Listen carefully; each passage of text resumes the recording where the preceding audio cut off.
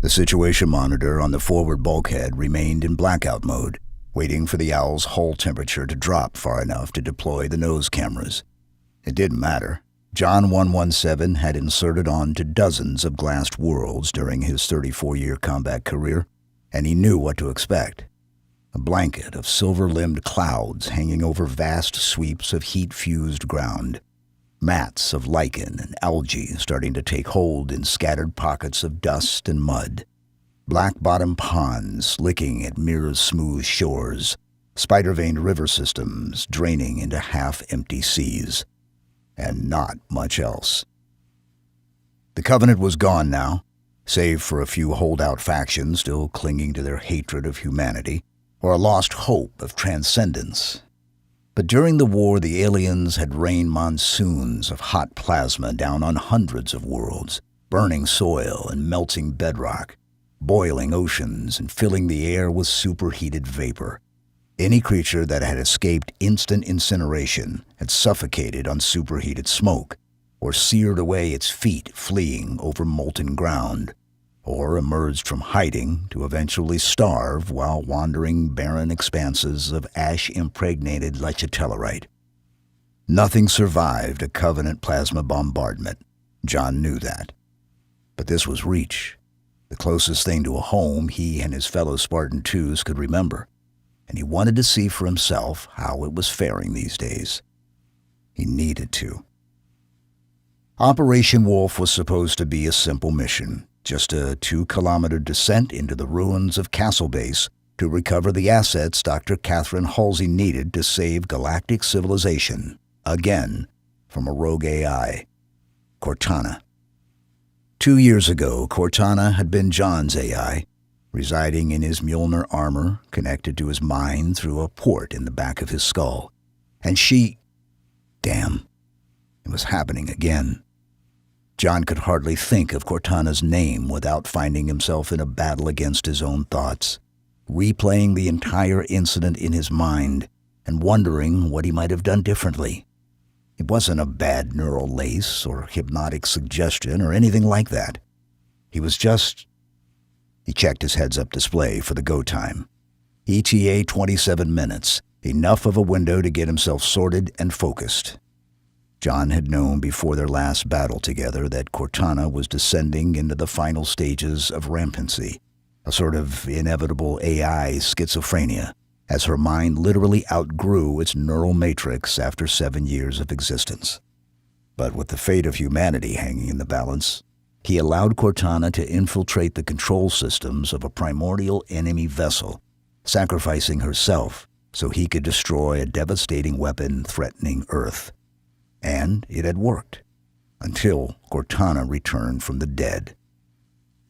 Things had really gotten off the rails then, and John had made some decisions he regretted.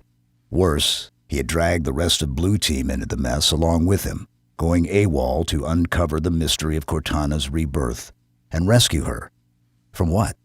Herself? Transformed by residing for a year in an ancient quantum information repository known as the Domain, Cortana had returned more intellectually capable than ever, with a host of long-hidden massive guardians at her disposal. She had wasted no time issuing an ultimatum to every world in the Orion arm of the galaxy. Accept her rule and live in peace, or defy her and suffer the brutal consequences.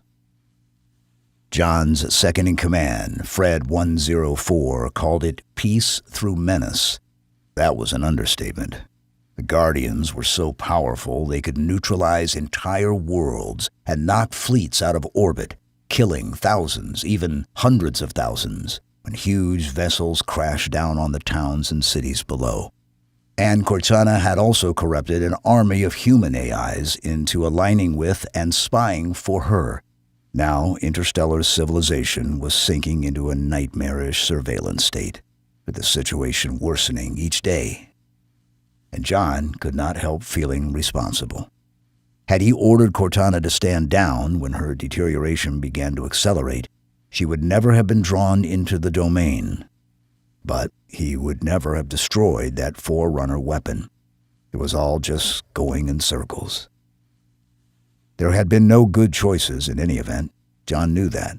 He had done the best he could under such terrible circumstances, right up until he disobeyed orders and went AWOL, and had to be doggedly hunted down by his superiors and fellow Spartans.